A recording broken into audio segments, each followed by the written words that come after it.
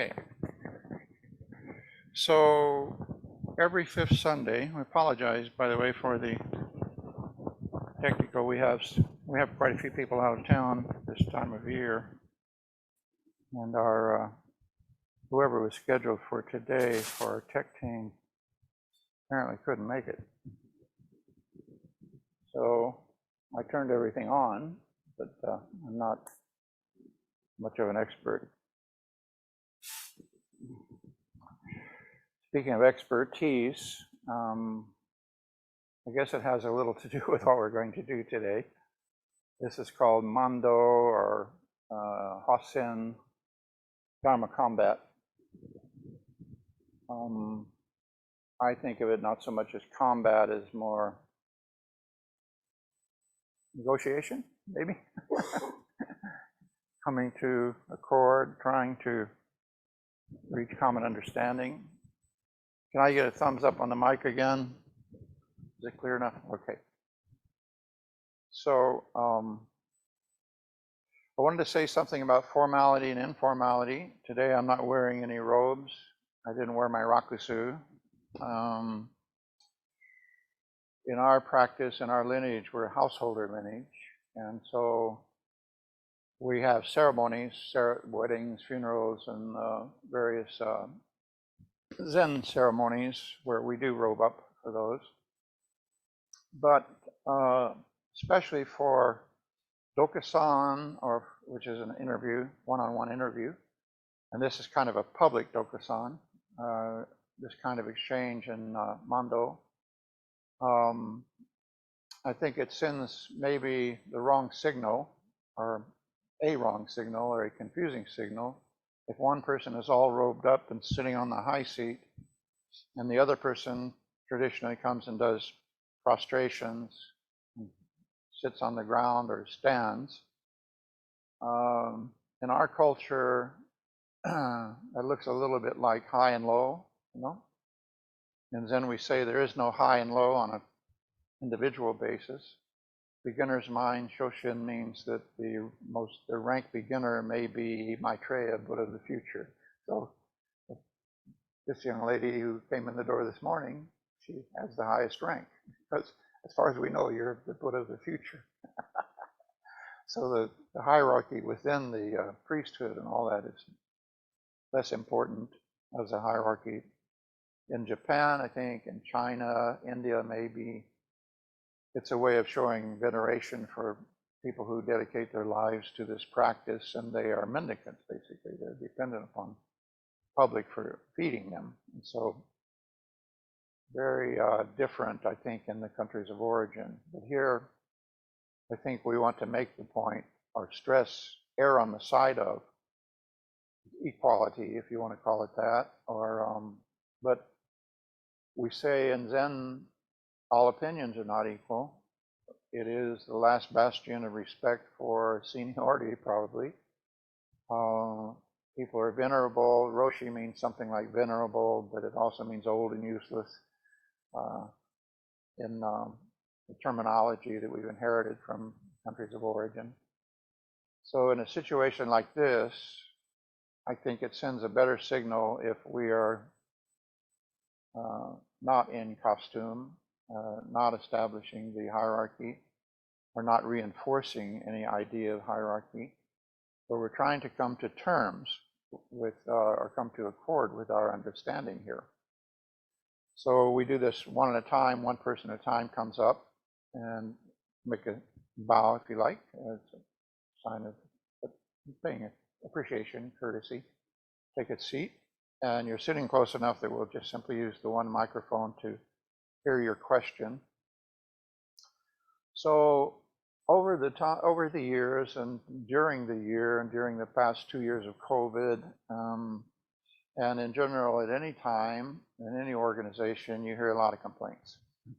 You hear people, not necessarily complaints, but criticisms, and couldn't we improve? Couldn't we do better here? Couldn't we? So sometimes they say you're too formal. You know, sometimes people say you're too informal.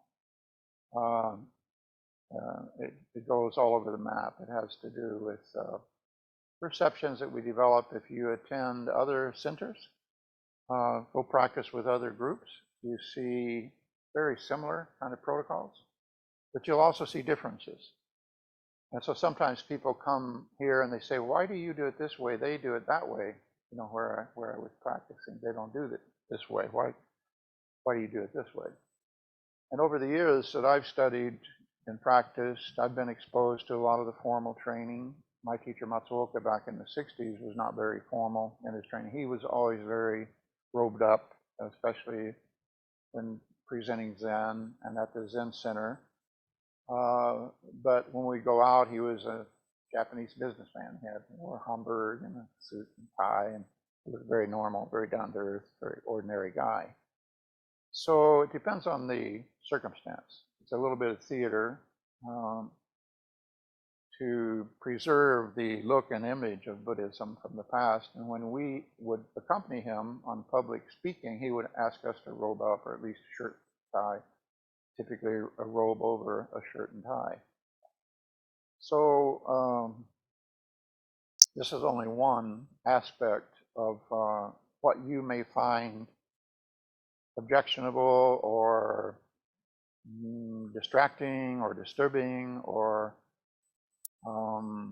some people are put off by discussion of a lot of scientific ideas, science and Zen, and I just read an article on neuroscience and meditation, in which he's making the point that a lot of the ideas on both sides are kind of not exactly scientific. Neuroscience studying the brain in meditation doesn't take into account this type of cultural background. Thank you. Type of cultural background that Buddhism carries with it in the old countries. The idea of enlightenment, those kinds of things. So this is your chance to sort of level the playing field in terms of what you think should be discussed, what you think is important, and what you think you want to get at. It could be as personal as the difference between you and me. You know, in our culture, we talk about that all the time. That's the difference between you and me. And we point out something, you know, that helps reinforce our sense of identity.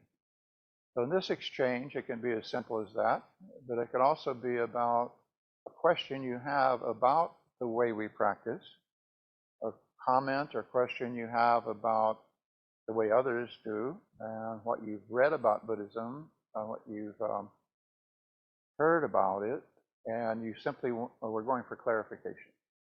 It doesn't mean that I have any deeper insight into it than you do. By dint of my experience and the virtue of my 50 years or so doing this, maybe I would have something deeper in that sense, just as you would in any field where a person has spent a lot of time in it. It could be simple as a question about meditation, about our Zazen practice.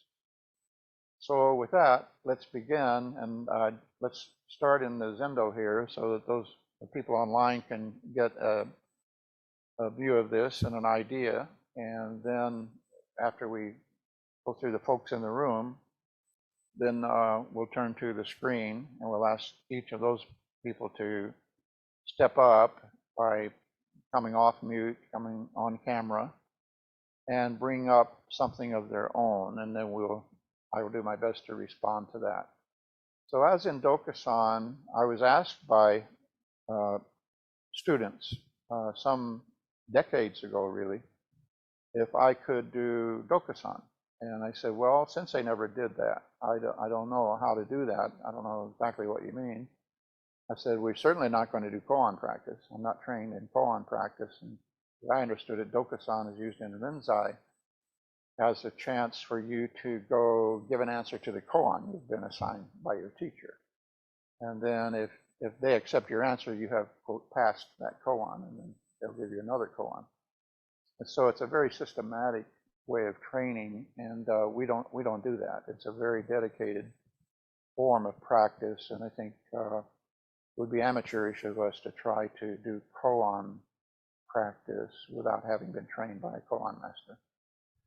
So I said, but if you bring me the koan, they said they'd been to some Soto retreats where the priest leading a retreat did a dokusan where they would come in and just greet each other, bow and so forth, and then they would bring something up. And the head teacher of that retreat would then respond. So they just had a dialogue.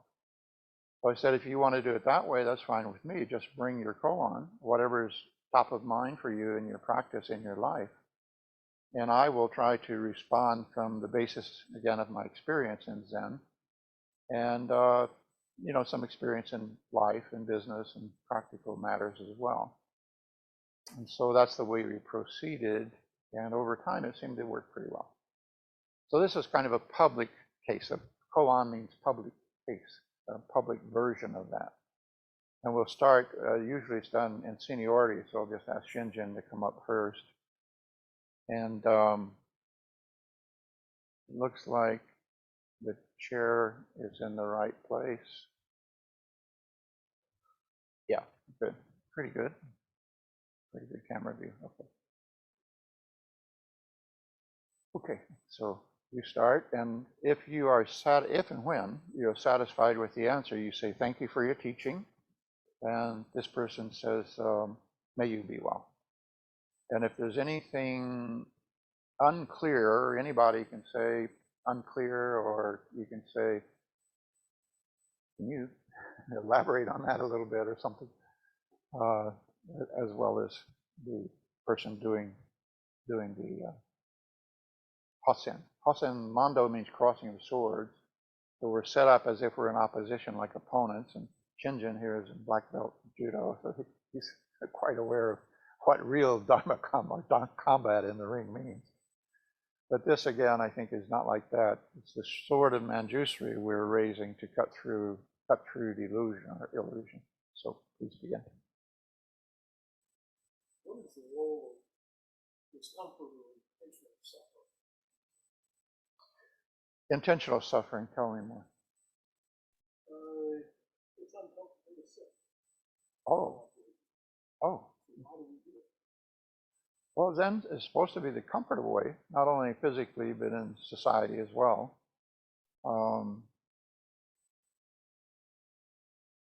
Matsuoka Roshi used to say, if you're alive, you must feel something. And he meant when struck with a stick or when sitting in Zazen. I think it's as simple as if we don't have something to overcome, we have no sense of progress. And we probably won't spend enough time. We won't invest enough time in it.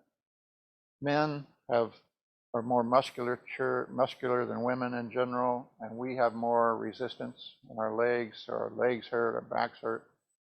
Women, I'm told, my mother used to say, women are more loosely put together. So they have less physical resistance sitting in Zazen. But what I've noticed over the years is there's more mental resistance comes into play right away. More mental and emotional resistance. For those who have physical difficulties, just sitting, by the time you can sit comfortably, I think something has happened on a subliminal level where a lot of the emotional, mental confusion, anxieties, and so forth have sort of sorted themselves out. So I think there's an upside to it in that sense. But the question I would ask you is, where does the pain come from?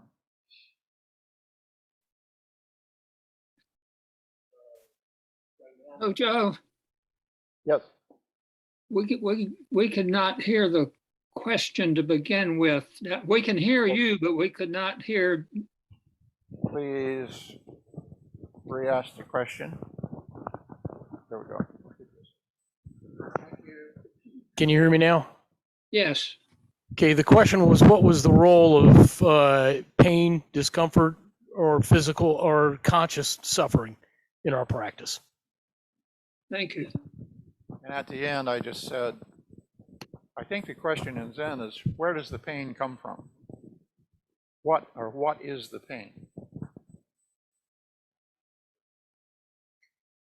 Me personally, it's my hips, but I'm getting older and been beat up quite a bit.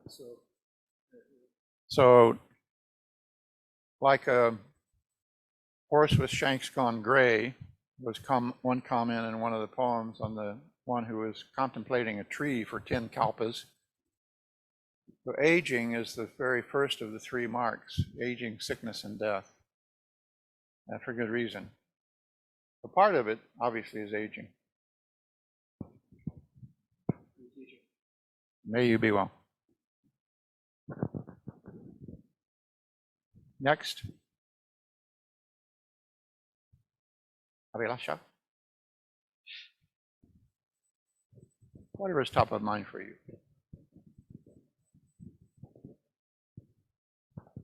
Yes, like if a situation like this happens where you don't have a lot of people showing up, that this happens like sometimes, but then how do you continue to do it? Like it's a little bit relevant because if I move, then I don't have like a complete sitting group or anything, then how do you keep it going?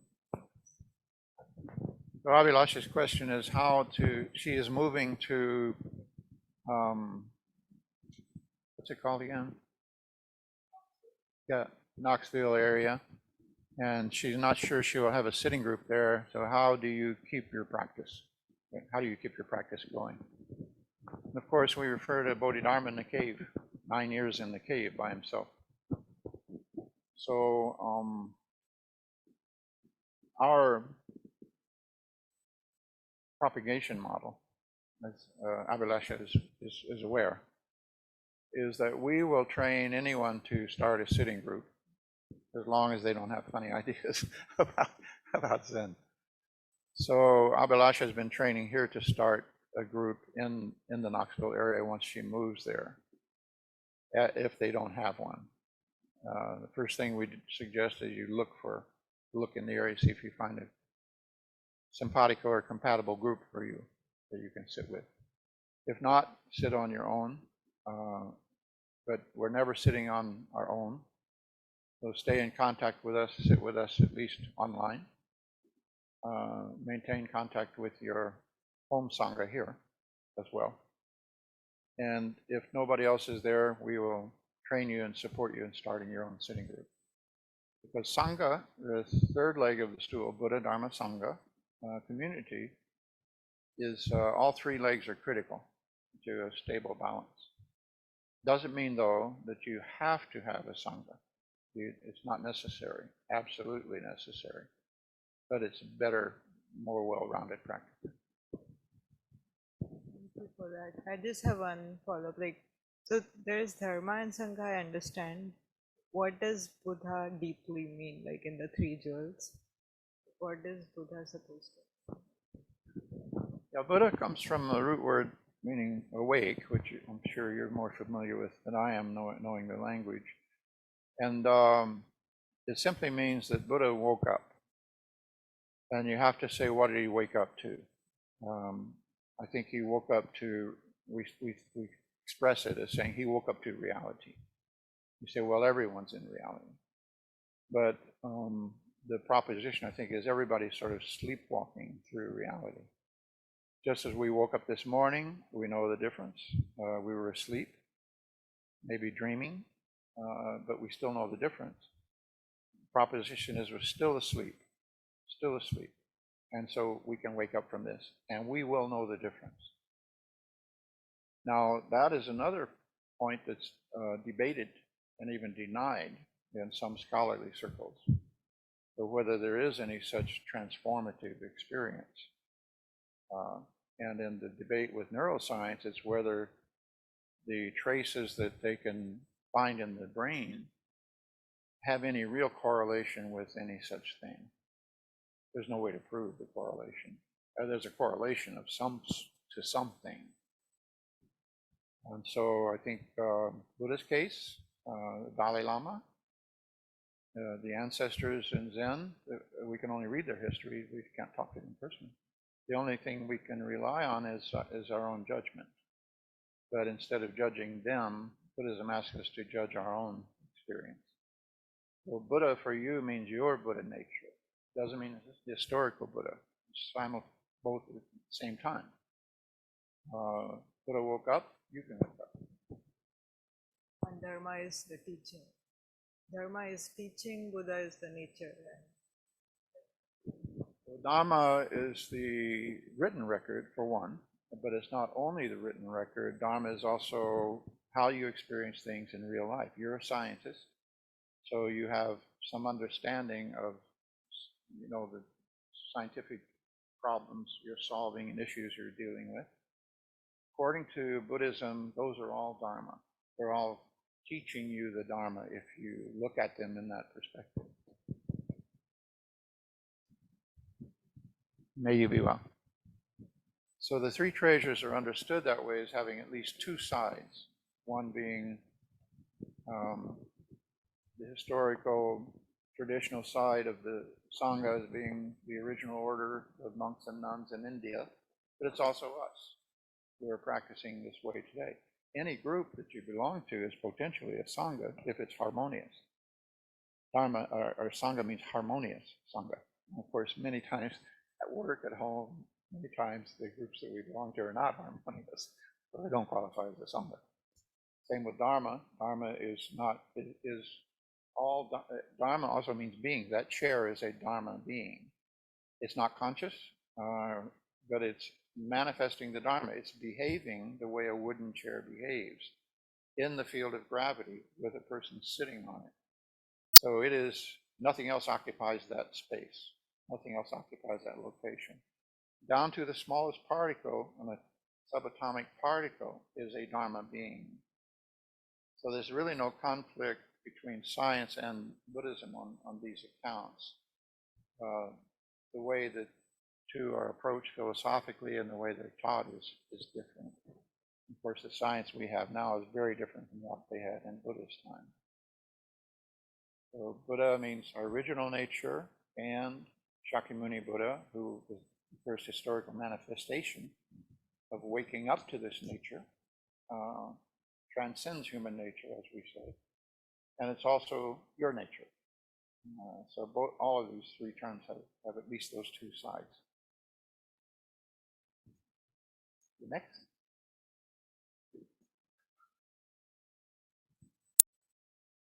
You don't have to do this, but.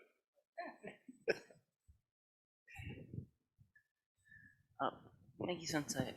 My question is it a worthy project to try to bring some of the metaphysical ideas, some of the philosophical ideas of Zen into the Western philosophy? In other words, to explain them in a Western way. Because, like, there are things like anti-realism and things that have parity in Zen. It's just, is it really worthy, or is it missing the point to try? In one of the great poems, it said, to move in the one way, do not reject even the world of senses and ideas. Indeed, to accept them fully is identical to true enlightenment. So, of course, it's a worthwhile endeavor, but we should not be too attached to outcomes because it's a very complex subject. The other side of the debate or dialogue is also as complex as is Zen or Buddhism. And in areas of scientific truth, we run into trouble because we cannot prove our direct experience. What they call in philosophy or psychology the qualia of your experience is yours.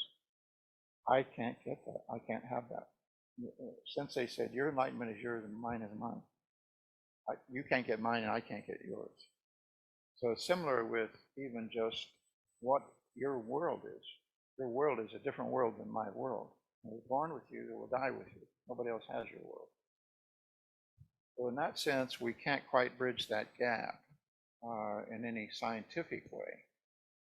But we say, teacher-student come to accord, arrow points meeting.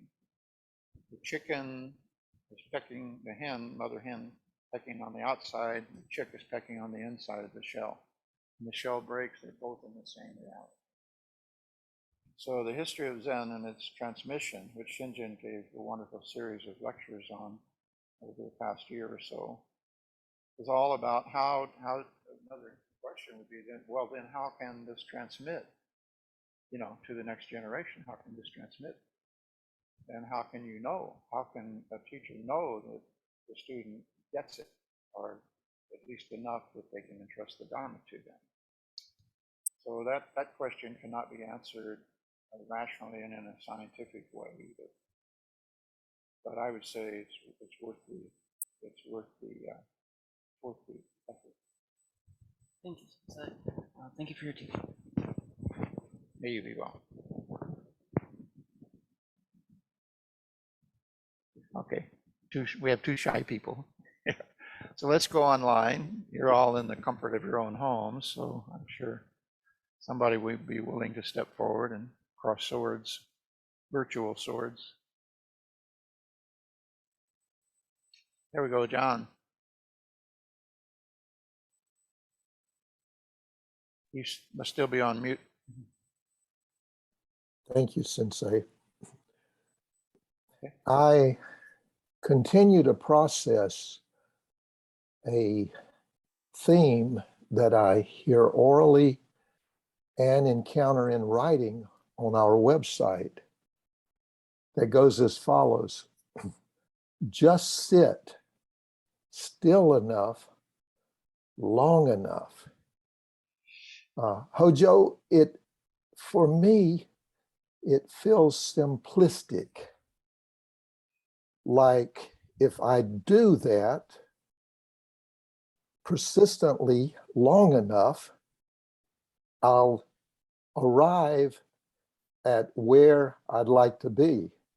Would you consider expanding and going deeper on this theme that is present inside our Sangha? Now, to your point, it's simplistic. Anything you say about this great matter, as they call it, is necessarily going to be simplistic.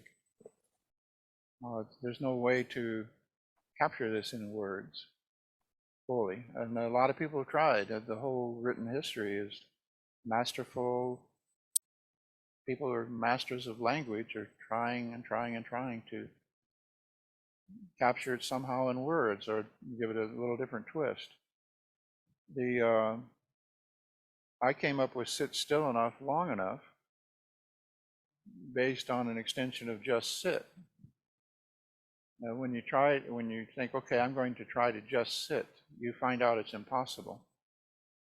I did a chart, which you may have, I call it the scaffold of Zen. It shows two figures sitting in all the biological and other processes that are going on in the body at all times. Extremely, extremely complex. You can't just sit in the sense that all that stops. But think about still enough and long enough. Master Dogen said, in stillness, mind and object merge in realization and go beyond enlightenment. So, as Okamura Roshi says, we're the no enlightenment school. We're not pursuing enlightenment. But as we enter into stillness and it becomes still enough, then we begin to experience what Dogen was saying. In stillness, mind and object merge in realization. And so that becomes real. Mind and object are no longer separate. They never have been. When we say they, we're already creating two, where there's also a unity. So if you say sit still enough, then you have to think about how still is still enough. How still you can tell if you're fidgeting, wiggling your toes, twisting, or bouncing when you breathe. You can feel your breath moving. Eventually you will hear and feel your pulse moving through your body.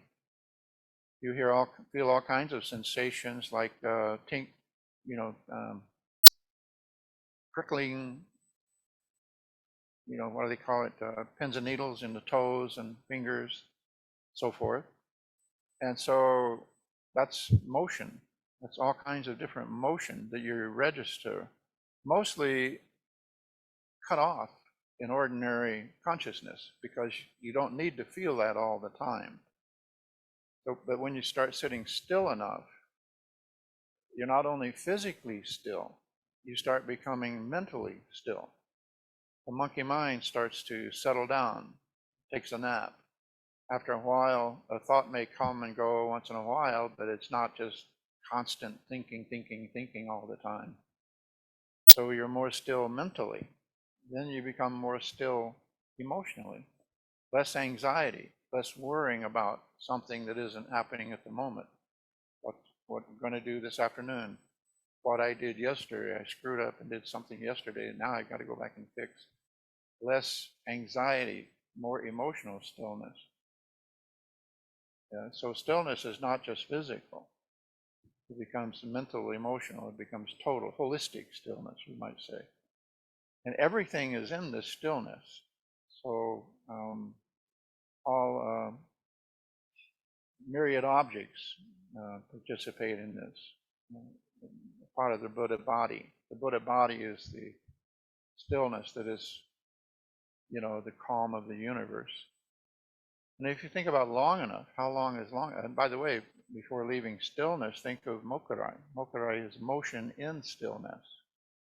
Stillness in motion. Again, the smallest particle flying through the universe is not still to an outside observer. It's moving past very, very rapidly. But to the particle itself, it is still to itself. In the center of the sun, there's a still point which, relative to itself, is not moving. Everything around it, including the sun, is moving. The mokurai means that there's no motion without stillness. And there's no stillness without motion. The motion is in the stillness. Stillness is in the motion. So when we begin to experience that as a reality, now we're beginning to sit still enough. And I encourage everybody to move. If you're having a problem with this, don't sit still, just move. You can just bounce or sort of pulse with the breath or whatever you want to do. Just follow a natural inclination to move. If you give yourself permission to move, then you have a better chance of finding out why we don't move. And then long enough, how long is long enough? Well, Buddhism says probably not in this lifetime.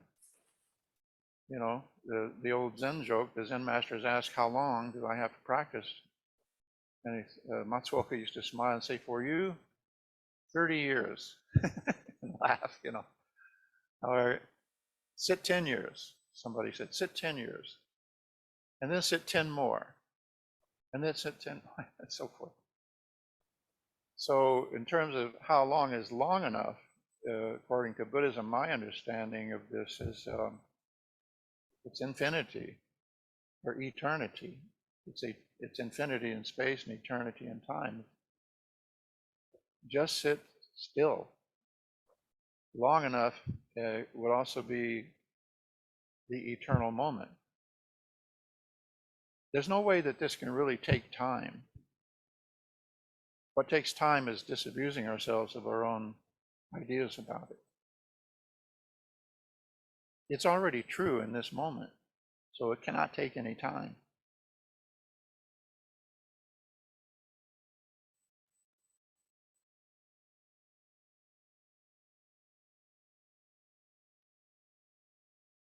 So that was a long enough answer. That's another complaint we get. My answers are too long. Ask me some short questions. Thank you, Hojo. May you be well. Somebody else came on. Who else is ready to go? Is that a hand? Okay, who's that, Clay? Come on. Yes, Mute. There you go, Clay. can you hear me okay? Yeah, a little bit louder. We can hear you. How about now? Is that all right? Is that all right? I think so. Okay. I'm very new to the practice, and one of the things, I did not have a question coming into this or one prepared, but one thing I was curious about is, since beginning my practice, I felt an exceptional amount of gratitude, yet I don't recall anything in the text that I read or my practice that specifically identifies gratitude as, I don't know exactly how to explain it. It seems more like a byproduct of the practice than a destination or something that's specifically addressed. Is gratitude a possibility? Should I not be attached to gratitude, or is that just? Could you explain more on gratitude? I suppose is my very roundabout way of asking the question. Sorry about that. Yeah, you're certainly not alone. A lot of people bring this up or have over time. And one challenge I give is, can you turn they'll sometimes express gratitude to me for doing what I do for Zen. And it's a little bit inappropriate in a way because it's not selfless. It's selfish as well. Being again, one of the old poems says, said when doubt arises, just simply say not to. In this not to, hyphenated not to, nothing is separate, nothing is excluded.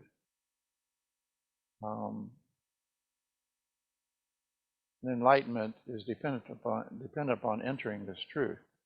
In this not to, there is neither self nor other than self.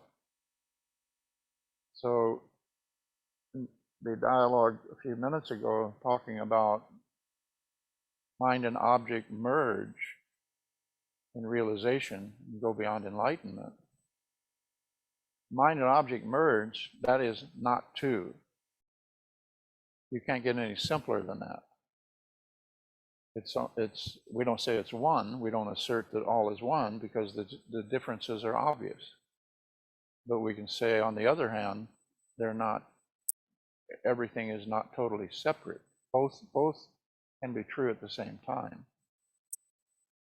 So gratitude, if we enter into a non-dual realization of existence, you would think gratitude would be one of the natural emotional reactions to it because it's such a relief.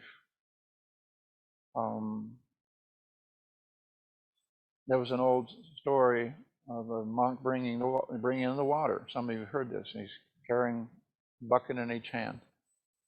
And the abbot happens to be there, or the leading teacher, whoever, one of the senior guys anyway. And he says, put it down. So this is something the monk does every day of his life. And so he doesn't know what he means exactly, but he puts one bucket down. Then the abbot says, put it down. And then he puts the other bucket down. And then the abbot says, put it down. And the monk is enlightened. He has nothing else to put down. So it's a little bit like that, I think. If we come to this promised non-dual experience of reality, it's a great relief. It's like putting a burden down that we've been carrying all of our life. And I would disagree with you that you've only been practicing recently. Your entire lifetime is practice, whether you know it or not.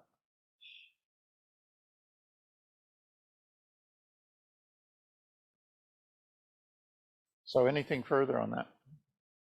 Another long answer. No, thank you. May you be well.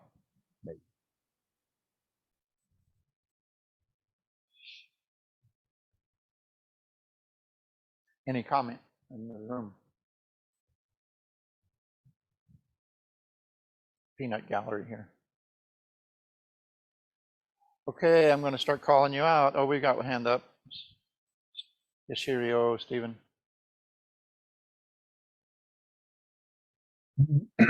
Gasho to you, Sensei, and to the Sangha.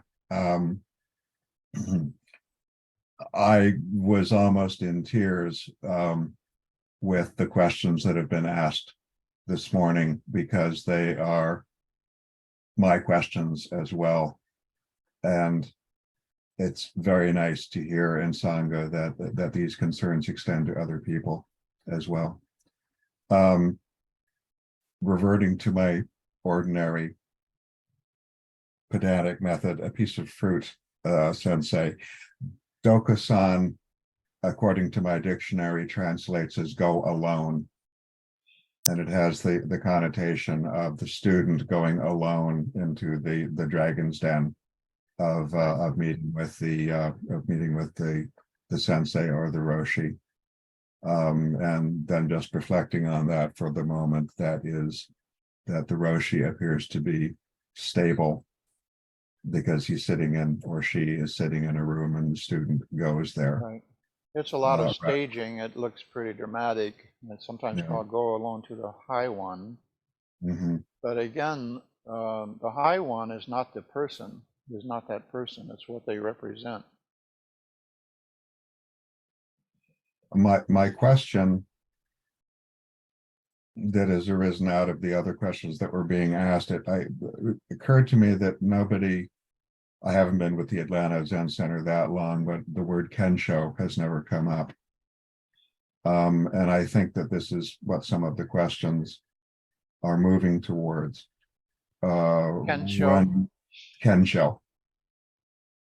When we have asked, when people are asked, well, how did you get to Zen? I think some of us, I will identify myself as one of those, have experienced something before we came to Zen, and then realized that Zen seems to speak to this question, so that my ability to sit for a long time and to keep up with it is based on that sense that this is the path.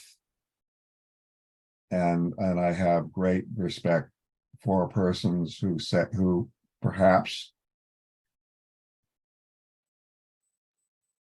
I'm looking for something, and perhaps Kensho, can offer that Kensho- answer. Kensho means, or I've heard it translated as seeing the nature, and or seeing into the nature. Mhm. And that was one of Bodhidharma's responses to Emperor Wu. Or the whole dialogue was referred to as a special transmission outside of scripture, direct seeing into the nature of man, or direct seeing into the nature. And Master Dogen said seeing into is already too distant. The seeing is the nature, was his comment. So if you take Kensho as seeing the nature, it's what has to be left when you stop seeing all of your concepts of it.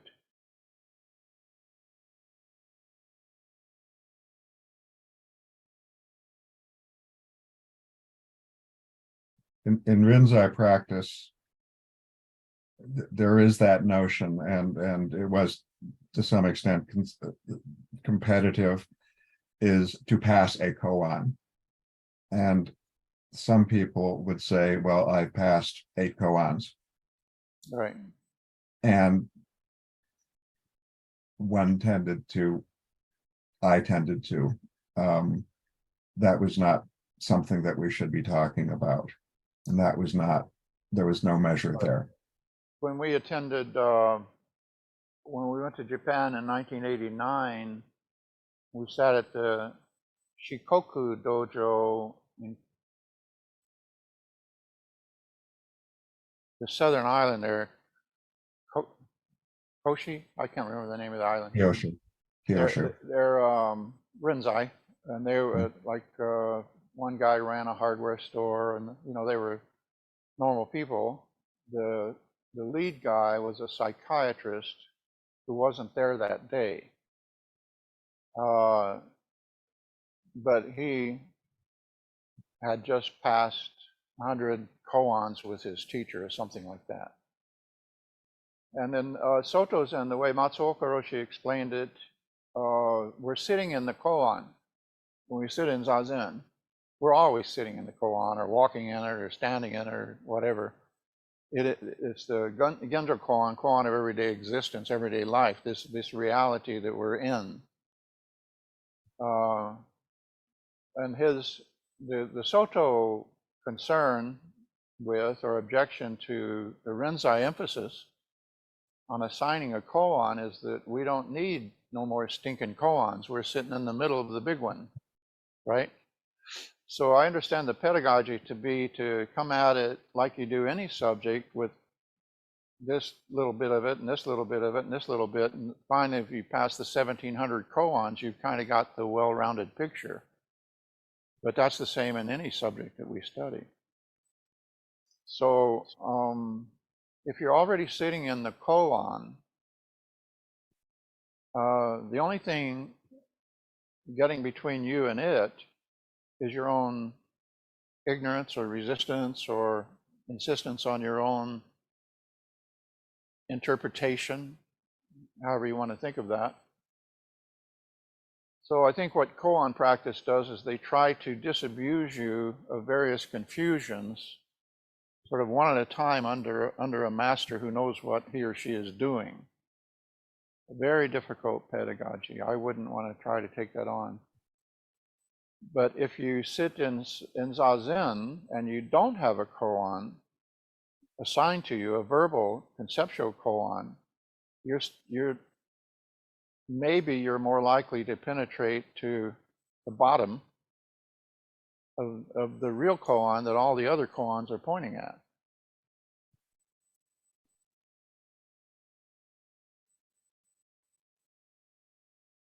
And it was there when you were a child. You know, it was when you were born. You were right in it. You were born into this koan, and then you learned too much. we developed too many ideas.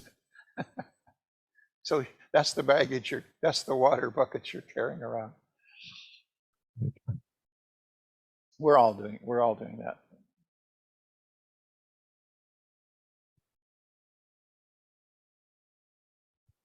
Ungan, Joseph, Richard. Richard is Hintots. He'll have to tell you what his name means.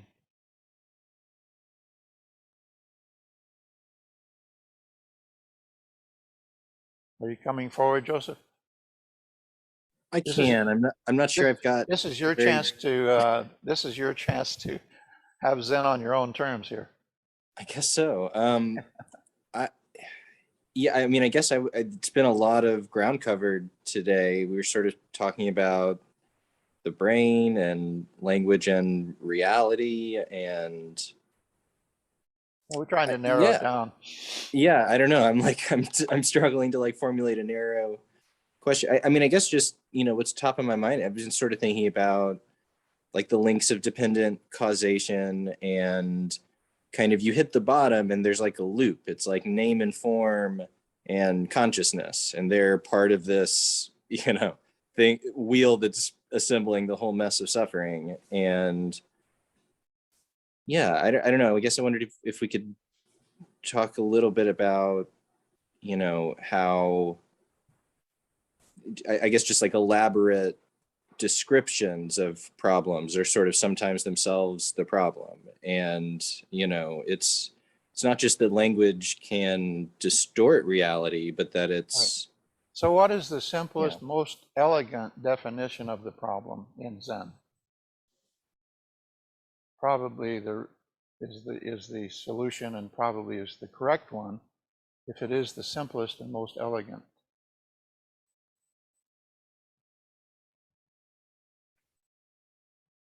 As they say it is in science or math.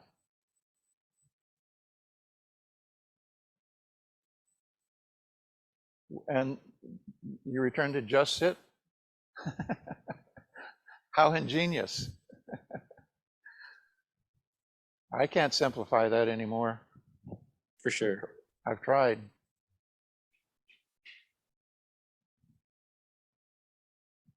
Thank you, Sensei.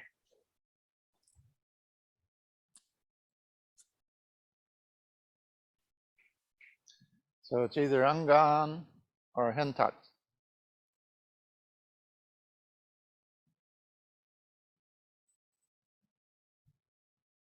Okay, Angan.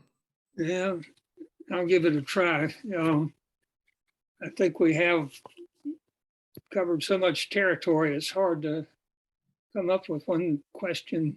Well, what I'm trying to ask you to do is to reduce it down to its essence in your own case. Okay, well, supposedly the Buddha said something to the effect that the most important thing is taming the mind or controlling the mind. And that means controlling your desires, controlling your grasping, but it seems to me to be the most basic thing. I would have to agree with the Buddha on that. The question would be, how do you control them?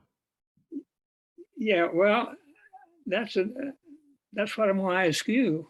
How do you do that? I mean, is it not just human nature to desire, like we enter this path of Zen, or whatever you want to call it, and we want to be awakened. We want to wake up. We want to get rid of our delusions. Well, those are all desires themselves. So desire is the basic problem.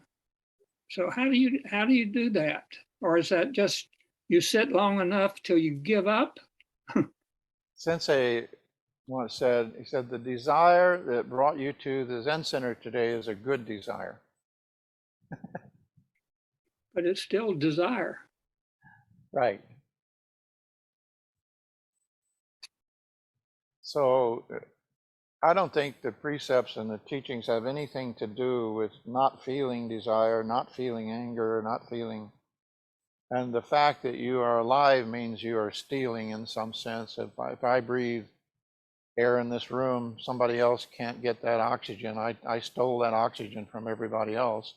It only gets serious if we're all locked into a truck somewhere in the desert in the middle of the 110-degree, weather where we're running out of air. Or it's only serious if you're on a boat and you only have one bottle of water left, and whoever drinks the water steals it from everybody else, in the sense of depriving them of their life.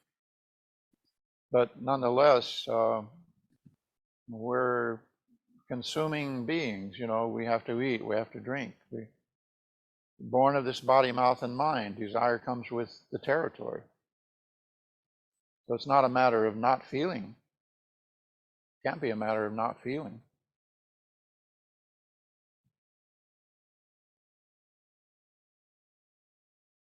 Sensei had a simple one on anger. He said, cutting water like a knife is anger if you don't react or act on it, follow on it. But cutting water like cutting sand, if you speak out of anger, leaves a groove. Takes time for the wind to smooth it over. If you act out of anger, it's like cutting stone. It takes forever for the scar to wear away. So it's not a matter of not feeling, but it's a matter of not indulging or acting upon. Action is the root word of root word cur of karma. The action we take. And the action can be body, mouth, and mind. Jimmy Carter's lust in the heart, but he apparently didn't act on that lust. And so he didn't feel it was a sin. Thank you for your teaching, Sensei. You're just cutting me off. But I appreciate your doing so, because I could go on. Tots, thanks for joining us. Come off mute. If you need to leave. That you, Richard?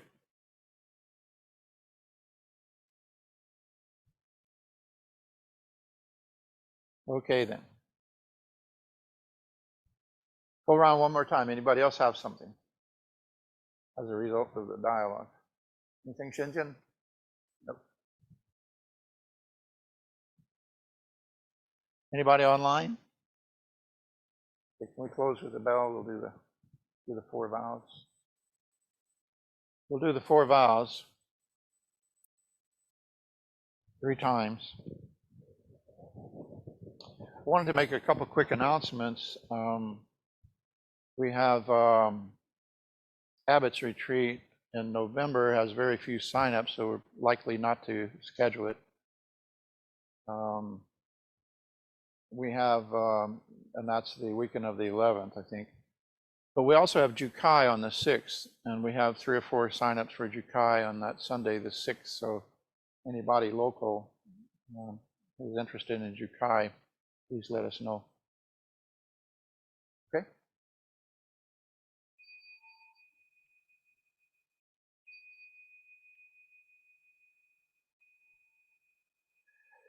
Beings are numberless. I vow to free them. Delusions inexhaustible. I vow to end them. Dharma gates are boundless. I vow to enter them. The Buddha way is unsurpassable. I vow to realize. Beings are numberless. I vow to free them. Illusions are inexhaustible. I vow to end them. Dharma gates are boundless. I vow to enter them. The Buddha way is unsurpassable. I vow to realize. Beings are numberless. I vow to free them. Delusion inexhaustible. I vow to end them. Dharma gates are boundless. I vow to enter them. Buddha way is unsurpassable. I vow to realize it. Thank you for your patience and listening. We'll see you next time.